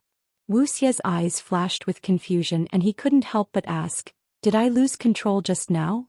Didn't you notice?" "No, I thought I was in enlightenment. My consciousness had entered the great Tao." "It seems your enlightenment took a wrong path," Zhou said seriously. In terms of cultivation level he was currently slightly weaker than Wuxia, but if it came to a fight to the death he had absolute confidence to defeat Wuxia. Wuxia also thought the same of him, so Wuxia always listened earnestly to his opinions. Wuxia looked up at Zhou and asked, "Ancestor, can you tell me what happened to me just now?" Zhou did not conceal anything, explaining everything he saw. After listening, Wuxia raised his hand to touch his forehead, his heart full of doubt. Zhou looked at him, also feeling a sense of amazement. The ancestor once said that Wuxia hid even greater cause and effect. What could it possibly be? Though Zhou was curious, he did not inquire, for he was powerless to address it. He hoped Wuxia would find the root by himself. How can a person of great power not understand themselves? Wuxia turned back, closed his eyes and pondered carefully, while Zhou quietly guarded by his side. Soon Wuxia's mind again immersed into the great Tao. His mana once more uncontrolledly overflowed, and a mysterious Dharma aspect began to manifest. Zhou watched this Dharma aspect, his eyes full of vigilance. This Dharma aspect's form was unlike Wuxia's. He was puzzled in secret. Who is this? Seeing Wuxia's aura grow stronger, Zhou had to act again, waking Wuxia. As soon as Wuxia opened his eyes he showed a look of terror. He looked up at Zhou and said with a trembling voice, "Ancestor, I seem to have caused trouble. He is coming to find me and wants to slaughter all of Wuxia. If you find any errors, ads pop up, ads redirect, broken links, non-standard content, etc., please let us know. Report so we can fix it as soon as possible." Chapter 928. Heaven Sent Providence. Who? So arrogant? Zhou's face suddenly turned gloomy, for someone dared to threaten Wuxia, which was the greatest insult to him. Who dared to boast they would slaughter all of Wuxia? In his heart there was no fear, only anger. Wuxia tried hard to calm himself, recalling he said, "I also don't know who he is. He is a Daoist emperor. He forced me to accept his power. I felt something was amiss and refused. Afterwards he threatened me, saying he would come to me himself to annihilate those of the same path as me." Those of the same path made Wuxia think it referred to fellow disciples of Wuxia. Zhou pondered for a moment and said, "Come with me, we will go see the ancestor." Upon hearing this, Wuxia was about to speak but stopped himself. Though he seldom communicated with the ancestor, what he cared about most was the ancestor's opinion of him. Zhou said solemnly, "This matter is no longer just about you. It's trouble for the entire Wuxia. Don't delay important matters for the sake of saving face." After hearing this, Wuxia immediately stood up and took a deep breath. Thus the two left the mountain peak, heading to the Mountain of No End to find Guan Efu Webnov. However, Guan was not at the Mountain of No End, so they could only wait for his return outside the courtyard. They waited for several days. When Guan returned, Zhou was the first to welcome him. "Don't worry, you continue cultivating. I will personally handle the trouble for Wuxia," Guan said with a smile, leaving Zhou slightly stunned. Before Zhou could respond, Guan stepped forward and entered the courtyard. Wuxia watched Guan walk past him, instinctively opening his mouth. "Ancestor, that person is a Daoist." He hadn't finished speaking when he saw Guan raise his hand, signaling him to stop speaking. He could only pause, staring blankly as Guan entered the courtyard. Once Guan's figure disappeared from their sight, Wuxia turned his head to look at Zhou, his face full of bafflement. Zhou, however, smiled and said, "Then continue cultivating. This shows that all the cause and effect of that person is within the ancestor's view." Saying this, Zhou's eyes were filled with expectation. He wanted to see the scene where that arrogant person knelt before the ancestor to beg for mercy. Wuxia had always known the ancestor was strong, but exactly how strong he wasn't sure, yet the feeling the mysterious Daoist emperor gave him sent chills through him. With his current cultivation level facing that Daoist emperor, he couldn't muster any resistance, as if he was confronting the great Dao itself. Is it really okay? Wuxia thought anxiously, frowning deeply. And Zizai didn't say much to comfort Wuxia, he just patted Wuxia's shoulder and turned to leave. Wuxia looked back at the courtyard. The pavilion belonging to the ancestor had its doors and windows all closed. He could only suppress the unease in his heart and leave as well. In the years that followed, Wuxia found that he no longer encountered that Daoist emperor, and his enlightenment returned to its former smooth and tranquil state. He suspected it was the ancestor's doing, allowing him to completely let go of his inner unease and focus on cultivation. Rather than relying on the ancestor's protection, he more wished to be the one who protected Wuxia. The sky was filled with red clouds. A large river spanned across the wilderness, dividing the land in two. The river's waters surged and roared, stirring up rows of splashes on both banks, magnificently grand, the momentum overwhelming. On one of the river banks, Li Ya and Martial Resolution sat drinking together, with a small table between them laden with cakes and fruits, very exquisite. Having finished a cup of wine, Martial Resolution praised, "Brother Li, I didn't expect you to have such elegance. At our cultivation level we have long practiced fasting. Few people are like you, preparing wine and snacks." Leah laughed and replied, "I learned it from junior brother Gu. No matter how high his cultivation, wherever he goes he always has the leisure to enjoy everything, appreciating the world with a mortal's perspective. I find it quite right. After all, we are all mortal, that's our starting point." Speaking of Guan, Martial Resolution also felt deeply, sighing, "I wonder where brother Gu is now. Don't worry, with Central Heaven's development trend he will surely come eventually. With his kind of personality he seems not to like being in the limelight, but in reality he loves to be part of the excitement," Liya said with a chuckle. Meeting Martial Resolution in Central Heaven brought him both surprise and deep emotions. Without Guan, perhaps neither he nor Martial Resolution would have reached here. Although he wasn't clear on how Martial Resolution came here, intuition told him it certainly had something to do with Gu, and Martial Resolution shared the same thought, both pervaded with confidence, but they wouldn't deny Guan's significance to them. The distance between Central Heaven and the celestial spirit great world was incredibly vast. The two hadn't seen each other for hundreds of millions of years, yet reuniting here the fate brought new sensations to their Dao hearts. After discussing Guan, Martial Resolution mentioned a major event happening in the world today, curiously asking, "That Xuanji Emperor challenges the Dragon Emperor and wants to propagate the Primordial Dao Emperor. What do you think, what are his chances?" The Primordial Dao Emperor is a kind of great Dao destiny, influenced by Guan, which Martial Resolution and Liya unintentionally embarked upon. They never associated the Primordial Dao Emperor with Guan because the Primordial Dao Emperor was so profound, akin to the immortal position of the immortal gods, as if it was the great Dao itself naturally existing. Liya restrained his smile, contemplating seriously, and said, "I've met both the Dragon Emperor and the Xuanji Emperor. Although the Dragon Emperor's talent is daunting, I feel Xuanji Emperor has a higher chance of winning. After all, that guy once traversed the path of the great Dao, leaving behind a great reputation in the 3,000 great worlds, his battle experience incomparable to the Dragon Emperor." Martial Resolution nodded and said, "I also hope he can win. If the Primordial Dao Emperor spreads in Central Heaven, it will be beneficial to your and my cultivation. The Primordial Dao Emperor is a kind of great Dao destiny. The more cultivators, the stronger they are, the stronger it becomes, and the more it helps the cultivators in return. The Primordial Dao Emperor can aid them in better enlightenment, making it an important support in their cultivation, both holding great anticipation for it." Just then a flake of golden snow descended from the sky, landing between them. They looked up, discovering a sky filled with red clouds was snowing a golden snow. The golden snow fell on the table, transforming into golden chi and dissipating soundlessly. Martial Resolution raised an eyebrow. "This snow is extraordinary, did you feel it?" Liya squinted at the tabletop, where the golden chi left no traces, pondering. "It contains the spiritual energy of the Tao origin. It's a great fortune." Both immediately sat cross-legged, beginning to cultivate energy and perceive it. This golden snow fell increasingly heavily, covering all central heaven, with its scope expanding and growing denser. In Island, Xuanwu meditated alone on the beach, looking up to feel the golden snow, murmuring, "Could it be another prodigy is born?"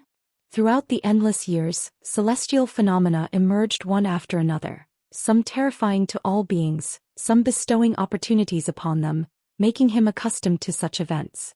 If you find any errors, ads pop up, ads redirect, broken links, non-standard content, etc., please let us know. Report so we can fix it as soon as possible. Chapter 929. Transcending the Heavenly Tao. The golden snow fell for 7 days and 7 nights. Upon landing, it transformed into mist and dissipated without a trace. No water, no other marks, and the earth remained unchanged, but all living beings between heaven and earth were blessed by its grace. Some beings, through this opportunity, broke through the bottlenecks in their realms that had been stagnant for so long. Some were severely injured on the brink of death and were saved by this golden snow. Many others gained insights to create cultivation techniques and divine skills. The myriad creations surging forth in the world made all living beings rejoice, and they were filled with gratitude toward the creator of this miracle. In central heaven, every being bathed in the golden snow knew a name: True Yuan Ancestor. This True Yuan Ancestor did not call out to all living beings, yet this name emerged in their hearts and they could even glimpse his blurred silhouette. Because of this miracle, the True Yuan Ancestor instantly became the supreme great power in the hearts of all beings. For throughout history, no great power has ever bestowed such a miracle on all living beings. The vast majority of beings believed True Yuan Ancestor to be either an immortal god descending to earth or an outer heaven great power arriving. Central heaven could actually nurture such a great power, indeed a talent of primordial, profound, venerable, immortal quality. Guan rested under a tree, a leaf covering his face, whispering softly. He was alone in this grove, unafraid of being overheard. This True Yuan Ancestor is a newly born being of central heaven, and this miracle was bestowed in celebration of his birth, also letting all beings know of his existence and power. True Yuan Ancestor was born as a heaven-opening Daoist Immortal, surpassing all beings in talent. He carried a mission, upholding the will of heaven and earth, and Guan could see a trace of the celestial emperor's will surrounding him. He did not have such talent because of the celestial emperor. Rather, it was his extraordinary talent that attracted the celestial emperor's attention. The celestial emperor was still in a state of reincarnation but could sense any changes in the heavenly Tao if they occurred. Guan lay under the tree, enjoying the quiet environment while observing this True Yuan Ancestor. Due to the celestial emperor's attention, the fate of the True Yuan Ancestor was constantly changing, with various destinies, some good and some bad. Finally, the celestial emperor's indecisive mind was settled. But unfortunately, what was decided for the True Yuan Ancestor was not a path of enlightenment, but a path of abandonment. Guan felt sympathy for the True Yuan Ancestor, but with no personal ties he would not help him. He pondered the relationship between the Celestial Emperor and the Heavenly Tao, wondering if the Celestial Emperor had never become a saint because of too deep an obsession. The Celestial Emperor's desire to control the myriad things of the Heavenly Tao was exceedingly strong. Although he seemed to be above all, distant from all beings, in reality the fate of all beings lay in his hands. Even though Guan had attained sainthood, he found that the Holy Tao was not fixed. During the growth of his lifespan he contemplated the different paths to sainthood. Even as a saint he could not help others achieve sainthood. The primordial Tai true saint transcends even the great Tao. Every saint is equivalent to an entirely new great Tao, a stronger great Tao. Observing the path to sainthood is about observing how to create the great Tao. True Yuan Ancestor is the greatest talent in the history of Central Heaven, but the future may not be so. Guan watched True Yuan Ancestor, peering into the myriad things of all beings, seeing things even the Celestial Emperor could not see. The Heavenly Tao creates heavens and earth. Heavens and earth create living beings, and among these beings hides a power that surpasses the Heavenly Tao. This is a very deep force, not cause and effect or destiny but an enigmatic power. This profound power gives all beings the hope to transcend the Heavenly Tao. Guan immersed himself, entering the consciousness of the Heavenly Tao. To him the Heavenly Tao now posed no obstacle. He could enter the Heavenly Tao itself, see everything within it and even access every corner of the Heavenly Tao. In the valley long willows with pink petals swayed in the wind, Countless petals danced and colorful butterflies circled. A stream ran through the valley, and beside it stood a white-haired elder in golden clothes, tall and with an ethereal aura. He gazed at his reflection in the water, brows furrowed. He was the true Yuan ancestor that all beings remembered. At this moment, the true Yuan ancestor had just taken his first step 7 days ago. He looked at his face, contemplating the meaning of his existence. Heavenly Tao. Heaven and earth. Immortal. His eyes flickered as he muttered softly as if asking himself. In these 7 days he had consolidated his cultivation level, becoming a true heaven-opening Daoist immortal, but he had received many memories in his mind as if they were innate. He was born with a mission, but he felt a deep resistance to this mission from within. He was filled with curiosity about heaven and earth, and this curiosity broke through all shackles. He understood what a Daoist immortal was, and precisely because of this he could not accept having any mission, seeing it as a form of bondage. Is it truly my own thoughts, or has heaven and earth, even the heavenly Tao, imposed them upon me? These words of the true Yuan ancestor were not spoken aloud. He felt that doing so would bring trouble. For some reason, from the moment he first opened his eyes, although he was curious about heaven and earth, there was also a deep-seated vigilance. He felt the presence of countless atmospheres on earth, but none were the same as his own, none felt akin. He even wanted to obliterate those atmospheres because they caused him discomfort. After much thought, true Yuan ancestor turned and walked out of the valley. He walked slowly, contemplating every step. True Yuan ancestor bestowed Fuyuan upon all beings, yet they did not know of his resistance toward them. In the years that followed, those grateful to him continually sang his praises, revered him like a god, and he heard these remarks while among the world, but he took no joy in them, becoming more vigilant instead. He always felt as if everything he saw and heard was guiding him. There was a certain force wishing for him to be grateful and compassionate toward those weaker atmospheres, a certain will wanting to determine his thoughts, which made him increasingly uncomfortable. His pace began to quicken, interacting with no other being as if fleeing from a celestial net. Thousands of years later he arrived at the ocean. The beings atop the ocean were many, but there were few distractions, bringing him a bit of comfort. Though he was comforted, Guan was not. On Inch Island, Guan sat fishing on a rocky outcrop, accompanied by Xuanwu, looking at the sea, a sense of helplessness in his heart. Why was this fellow flying toward him? True Yuan ancestors' inclinations confirmed Guan's suspicions, that all heavenly Tao creatures possess the power to break free from the heavenly Tao, but this power is challenging to lead forth. Though merely a heaven-opening Daoist immortal, true Yuan ancestor could perceive the celestial emperor's will. Such an instinct was more fearsome than his talent. When true Yuan ancestor resisted the celestial emperor's will, his fate became blurred, his destiny branched, forming countless paths and extending infinitely. At this rate, true Yuan ancestor will eventually become an existence intolerable to the heavenly Tao. He will either transcend the heavenly Tao or face boundless calamity. If you find any errors, ads pop up, ads redirect, broken links, non-standard content, etc., please let us know. Report so we can fix it as soon as possible. Chapter 930. True Yuan Ancestors Trial. The summer sun blazed down upon the mountain peak enshrouded in immortal mist. Wuxia stood at the cliff's edge, brow furrowed, his gaze piercing the clouds to look beyond the heavens. Ever since being threatened by that mysterious Daoist emperor, despite the assistance of his ancestors allowing him to cultivate at ease, the matter lingered in his heart. Today he had a strong intuition. That Daoist emperor was coming. The person was descending from the outer heaven of central heaven. An ascender can only appear for the first time within the world itself. Beings coming from outside the world are invariably powerful, capable of conversing with the celestial court as unparalleled great powers. Wuxia pondered how the person would descend. Would they arrive quietly on the Wuxishi continent, or come with heavenly might, alarming the all-living beings under heaven? If it were the latter, Wuxia might have a hard time remaining hidden, which was not something Wuxia wished to see. Arriving at central heaven, although Wuxia did not venture out, he could sense the fortune of central heaven.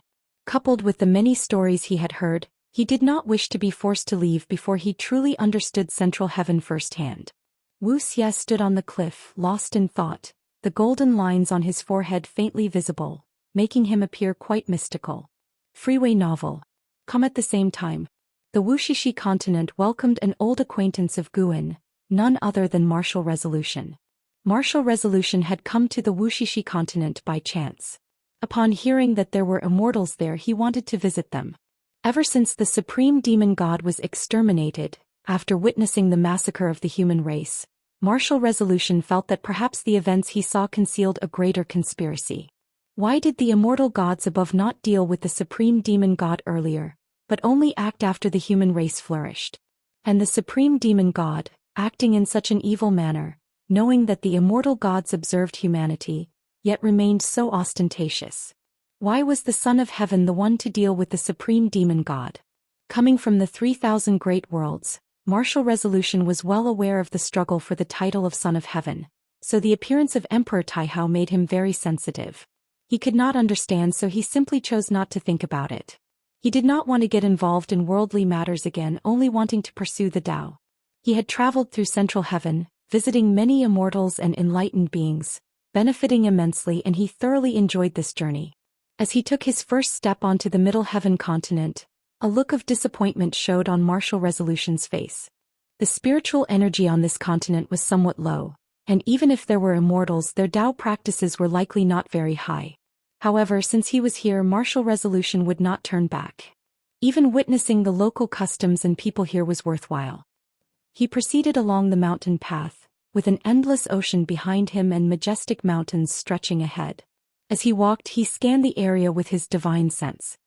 He was surprised to discover that the cultivation levels of the beings here were generally lower than outside, yet he did not regard this continent with disdain. Rather, it piqued his curiosity even more. Despite the generally weaker beings, they managed to live in harmony, which was not commonly seen. In Central Heaven, the law of the jungle was prevalent, so why hadn't stronger beings come to occupy this land? Although Central Heaven was vast, as more powerful beings arose, the land without a master naturally became scarce. At this moment, Martial Resolution seemed to sense something, instinctively turning to see a black-robed man appear on the hill behind him. This black-robed man with disheveled hair resembled a ghost. He was barefoot, holding a bone staff in his right hand, embodying darkness itself. Merely standing there sent chills of terror through Martial Resolution. Now close to the heaven-balancing golden immortal realm, even Martial Resolution felt his hackles rise when faced with this person. Martial Resolution frowned, subconsciously wanting to inquire of the other person. But the black-robed man took a step forward, directly crossing over to stand in front of Martial Resolution. The two were less than 20 centimeters apart, their eyes meeting. Martial Resolution's pupils dilated abruptly, and he instinctively wanted to step back, yet he was enveloped by an unimaginable sense of oppression, unable to move. Martial Resolution saw the icy killing intent in the other's eyes. Primordial Tao Emperor? Foolish, but your cause and effect are not simple. For now I'll spare you. Get lost, or you will be buried along with the all living beings of this continent. The black-robed man said coldly. As the words fell, Martial Resolution breathed a sigh of relief, stumbling back a few steps, fear etched upon his face. The black-robed man snorted coldly, turning into a black wind that swept past Martial Resolution. Martial Resolution instinctively turned to look, only able to see him disappear into the distant forest, unable to trace his movements. Buried? Martial Resolution recalled the man's words, his heart pounding in terror. Judging from the suppression earlier, he was by no means a match for this person. He had no cause and effect with the creatures of this continent and naturally would not be buried for them. All he felt was a sigh in his heart. Such a harmonious land was about to be destroyed. Indeed, every place in Central Heaven was filled with savagery and killing intent. Martial Resolution stopped thinking about it, leaping into the air towards the distance. At the same time, in the forest, the black-robed man's neck was held by a hand, raised high, both his hands clutching that hand, a look of fear and despair on his face, entirely different from when he faced Guan earlier. Who exactly are you? The black-robed man asked with a trembling voice. Facing the person before him, he had no power to resist. The other appeared so quickly that he was captured before he could react. Guan held the black-robed man, an amused smile on his face as if discovering an interesting toy. He was too lazy to converse with the black-robed man, directly snapping his neck. Crack. The black-robed man's eyes bulged and then he quickly shrank, falling into Gu En's hand, transforming into a crooked-necked wooden figurine clad in black clothes, resembling a puppet. Gu En hung this wooden figure on his belt, then turned to leave. As for Martial Resolution's departure, Gu En felt no regret. He did not want to meet Martial Resolution just yet. Since the supreme demon god was exterminated, Martial Resolution's mood had remained heavy, and amid such emotions his limit on lifespan continued to increase, with his future Dao practice limit also rapidly rising. This was Martial Resolution's own fortune. Before he walked out of it himself, Gu En would not meet him. After taking 7 steps, Gu En arrived at Inch Island. He stood on the cliff of Inch Island, his gaze fixed on the distant ocean. Under his watch, rolling thunderclouds gathered over the ocean as if a storm was imminent. He smiled, tossing the wooden figure hanging from his waist lightly in that direction. "I give you a test to see if you can pass through him." Gu En murmured softly. He spoke of the true Yuan ancestor. The true Yuan ancestor had come because he felt that the heavenly Dao suppression was weak here at Inch Mountain, which would undoubtedly bring some trouble to Inch Island. However, a meeting of fate was at hand and Gu En was willing to give him a chance. This black-robed man was no simpleton. He was a genuine Dao extreme Daoist Immortal, also a Daoist emperor. He was a servant of the creator of the Daoist emperor, here to force out Gu En, trying to expose Gu En to the celestial Dao immortal gods. Unfortunately, this creator had underestimated Gu En's Dao practice.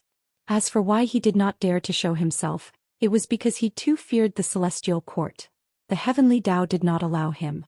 The true Yuan ancestor was merely a heaven-opening Daoist immortal, by no means a match for the Dao extreme Daoist immortal. So Gu En had laid some plans to force that creator to show himself.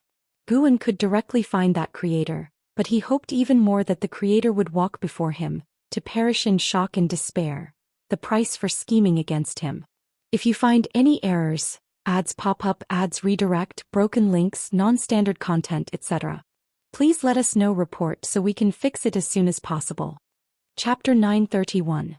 Taichi Emperor. In the midst of the storm, the true Yuan ancestor walked forward through the air, his white hair flowing in the wind, golden clothes fluttering, his expression resolute, staring straight ahead. His gaze suddenly fell towards the west. Following his gaze, amidst the raging waves, there was a small island standing quietly. Regardless of how fierce the surrounding waves were, this island was never inundated. He hesitated for a moment, then flew towards that small island. He didn't deliberately fly into this sea region, but encountered sudden changes in the weather along his way. At first he didn't pay attention, but later he couldn't fly out of this sea region, realizing that he might have inadvertently entered a forbidden area set by the rules of heaven and earth. There are many such forbidden areas created by the rules, causing creatures to lose direction, or to sink into decadence and rot, with effects that vary. Having traveled extensively, the true Yuan ancestor remained calm, believing he could break through with his abilities. However, reality was not what he expected. After a long time without being able to break free, the true Yuan ancestor became cautious. Now finally seeing an island, he had to investigate. Perhaps the exit lay on the island. He quickly flew onto the island, hovering in the air, frowning as he inspected, soon drawn to a particular spot on the island. He raised his right hand, commanding from a distance. A wooden figure swiftly flew to him. He didn't touch it, keeping a distance of 20 centimeters from his palm. He furrowed his brows, carefully examining the wooden figure. Across the entire island, only this wooden figure emitted life energy, making him very uncomfortable. His intuition told him that the formation of this forbidden area was related to the wooden figure before him. He probed the wooden figure with his divine sense, and his expression changed dramatically, immediately releasing the figure, letting it drop.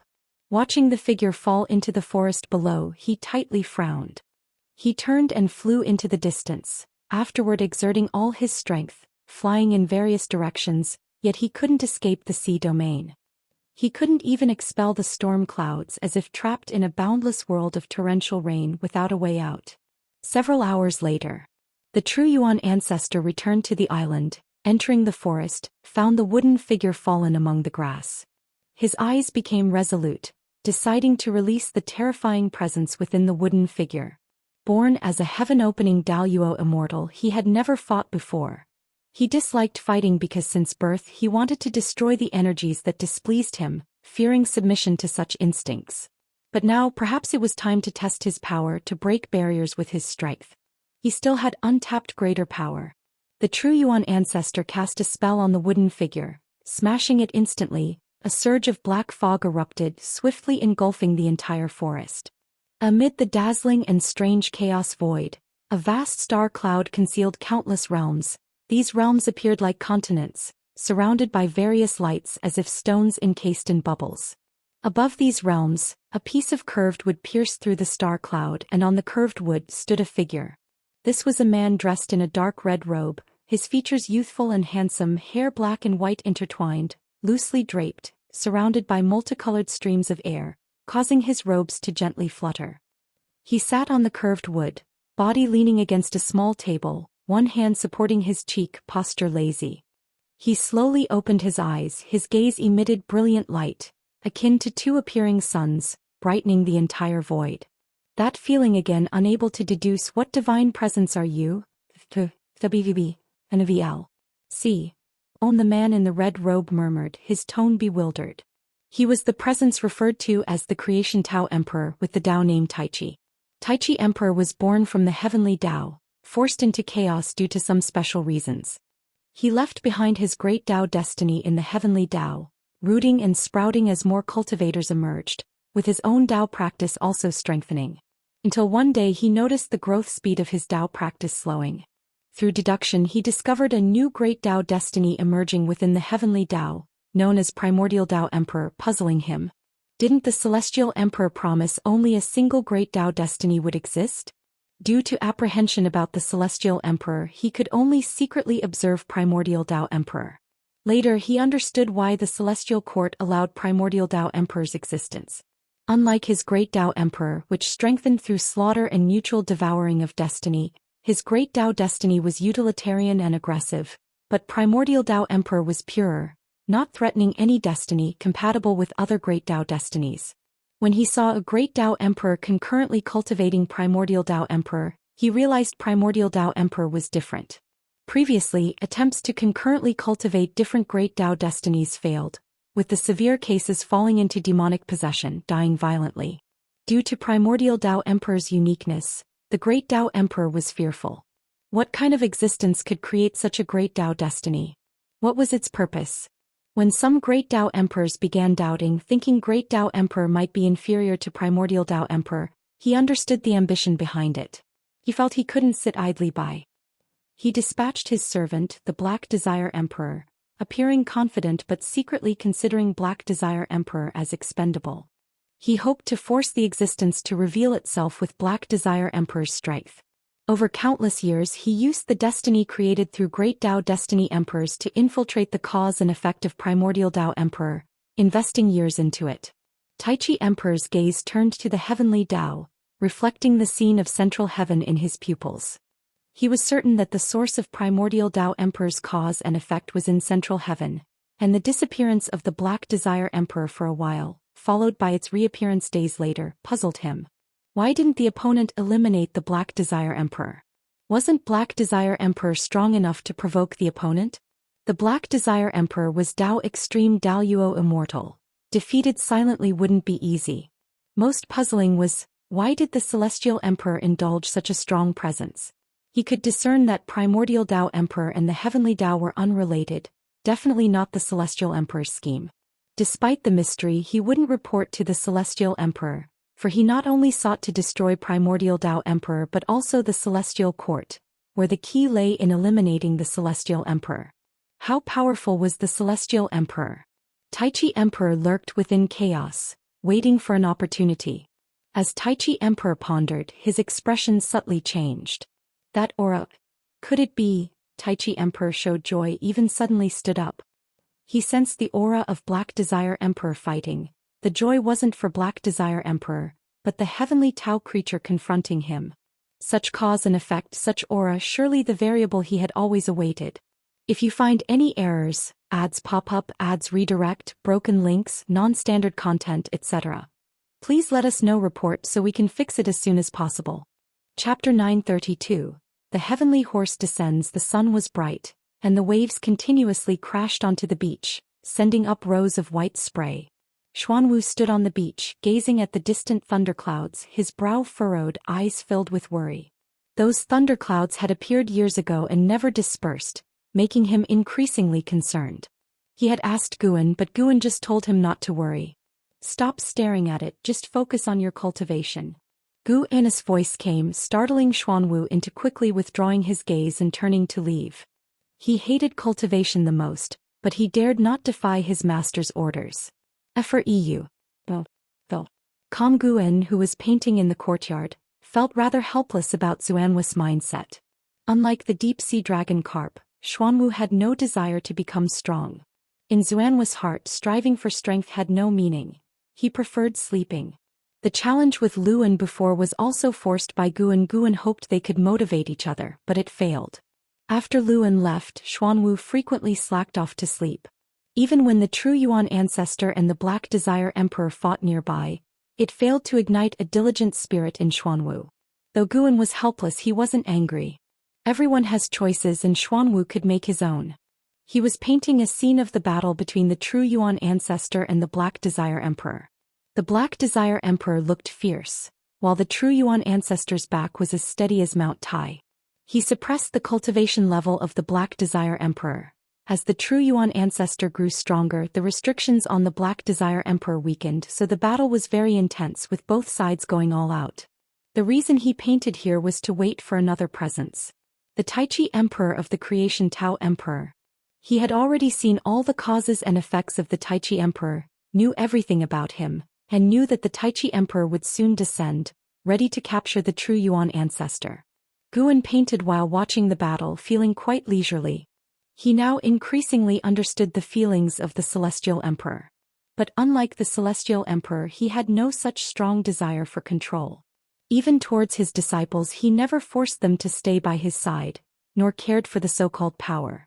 Whinny. Suddenly, a loud whinny echoed across the sky, causing Xuanwu, who was dragging himself towards his cultivation site, to look up.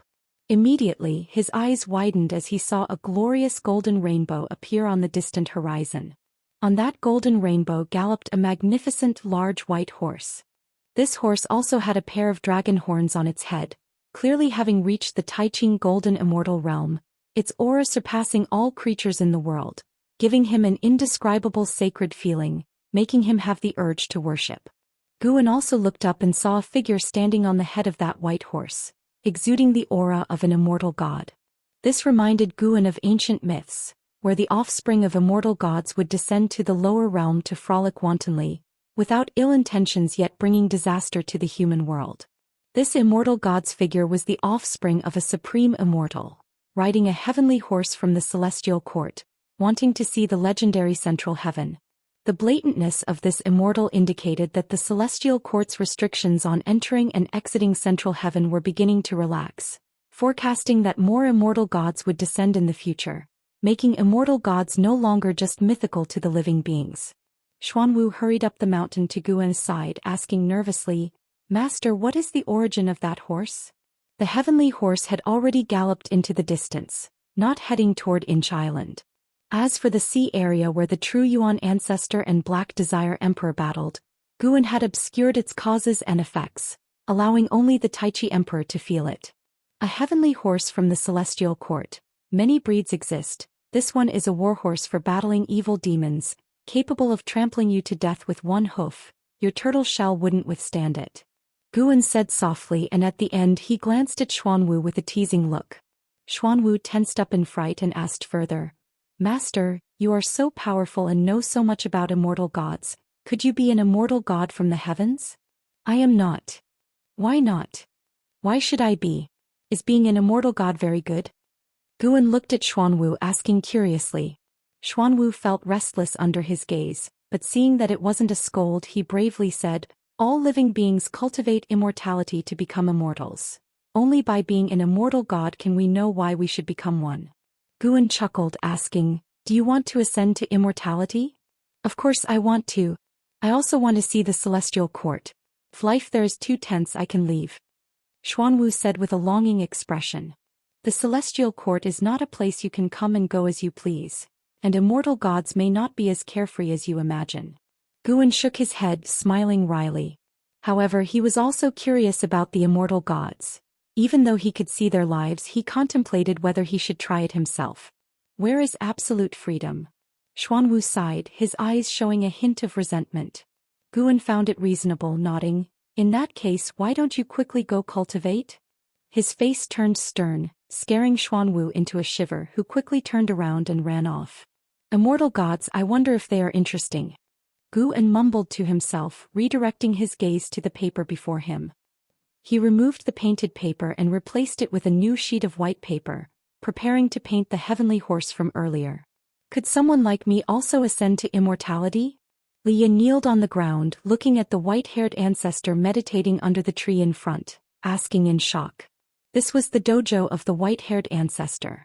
Upon Martial Resolution's recommendation, Liya came to seek immortal fate. The white-haired ancestor sat with a dignified posture, her face serene. She calmly gazed at Liya, saying, "You have accumulated merit over time, and the Daoist lineage you wish to create benefits the development of the heavenly Tao, so you possess the qualifications to ascend to immortality." Liya naturally wanted to ascend to immortality. It was for this reason that he came to Central Heaven, yet he didn't expect to encounter an opportunity with the immortal gods so soon, knowing that the white-haired ancestor before him was a bona fide immortal god. But my cultivation level? Liya suppressed his excitement, hesitantly asking. The white-haired ancestor replied, "Whether you can ascend to immortality, cultivation level is the least important. After ascending, you will naturally become stronger, surpassing all living beings." Liya's heart began to race, suddenly unsure of what to say next. However, the white-haired ancestor's tone shifted, and these words quickly disappointed Liya. Indeed, ascending to immortality is not that easy. The white-haired ancestor said, "What you need to do now is continue your previous endeavors. Take in disciples, create your Daoist lineage, travel the world, establish merit, and one day an immortal official will descend, personally find you and take you to the celestial court." Immortal official? Liya's hope reignited once more. Just as he was about to inquire further, the white-haired ancestor closed her eyes and said, "Go, you should have already received the answer you sought." Hearing this, Liya gave her one last deep look, then respectfully bowed and stood up to leave. Turning towards the mouth of the valley, Liya's eyes were filled with anticipation and determination. This meeting at least confirmed the path he was to follow was the correct one. If you find any errors, ads pop up, ads redirect, broken links, non-standard content, etc., please let us know, report so we can fix it as soon as possible.